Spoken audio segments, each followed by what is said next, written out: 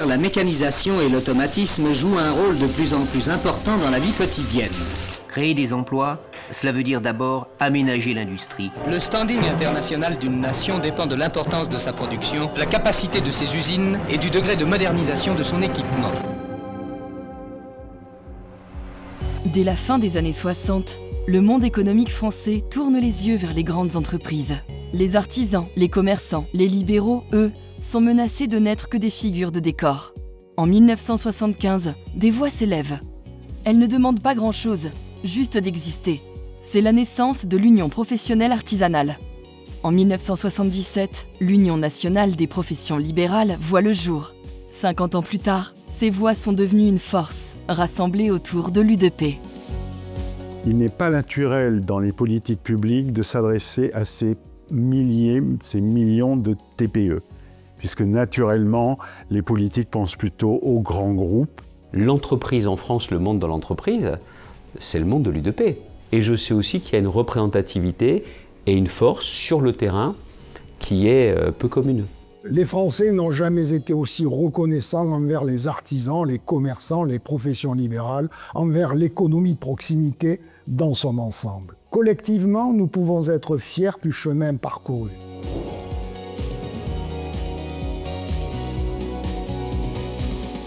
Longtemps, indépendance rime avec insécurité. Petite retraite, peu de protection sociale.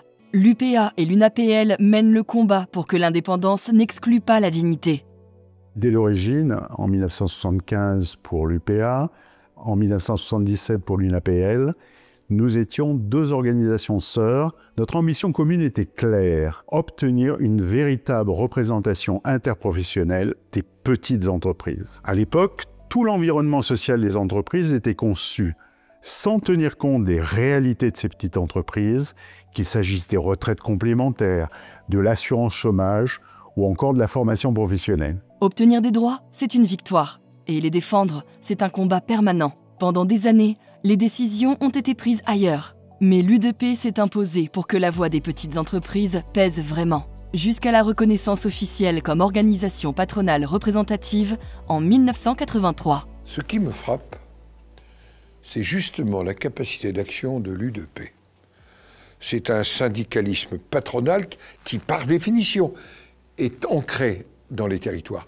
Donc, connaissant bien autant les enjeux économiques que les enjeux sociaux, inutile d'insister sur le fait que l'entreprise artisanale, comme l'entreprise libérale, est tout naturellement proche des salariés. Cela donne à l'U2P une force de conviction et de persuasion, qui est, je crois, sa marque de fabrique. On ne crée pas une entreprise de proximité sans transmettre un geste, une idée, une confiance. Transmettre, c'est aussi accompagner et former les générations futures. Depuis 50 ans, l'U2P fait vivre cet ADN et se bat pour que les pouvoirs publics continuent d'accompagner l'apprentissage et les savoir-faire. Ma plus grande fierté comme ministre du Travail, ça a été la loi pour la liberté de choisir son avenir professionnel et en particulier, pas uniquement, mais la réforme de l'apprentissage. Donc quand on fait la réforme, l'image de l'apprentissage, l'image des petites entreprises était que c'était pour ceux qui rataient à l'école. Voilà. Aujourd'hui, vous demandez à n'importe quel jeune, à beaucoup de chefs d'entreprise, à beaucoup de parents, c'est perçu pour ce que c'est, une voie de passion et une voie royale vers l'emploi. Avec l'U2P, avec les partenaires sociaux, avec les parlementaires, on a changé le paysage. Aujourd'hui, l'U2P représente 2/3 des entreprises françaises, autour de 4 organisations fondatrices. Combat après combat, les entreprises de proximité ont obtenu le respect et la reconnaissance politique pour que les règles économiques ne soient pas fixées uniquement en direction des grandes entreprises. Nous avons été la première ville métropole à prendre ce qu'on appelle un Small Business Act, c'est-à-dire donner, en cas d'égalité sur les marchés publics, la priorité aux entreprises locales. Donc j'ai signé cet accord avec les représentants de la CPME, de l'U2P. Moi, encore une fois, dans la région, j'ai des très grands groupes, j'ai des PME, j'ai des PMI, j'ai des ETI, comme l'on dit, et puis j'ai des entreprises individuelles. Et je fais très attention à ce que la façon dont la région aide les acteurs économiques ne soit pas au profit des très grands groupes, en oubliant les acteurs de terrain. C'est la raison pour laquelle on a mis en place des dispositifs pour maintenir les commerces en milieu rural. En France, une personne sur deux habite dans des communes de moins de 10 000 habitants. Et justement, l'U2P, c'est présent partout. En 50 ans, les petites entreprises, les artisans, les commerçants, les professions libérales et les indépendants ont conquis leur place. Aujourd'hui, ils défendent plus qu'un modèle économique, un mode de vie, une société plus humaine, plus locale, plus équilibrée. L'avenir ne se construira pas sans eux.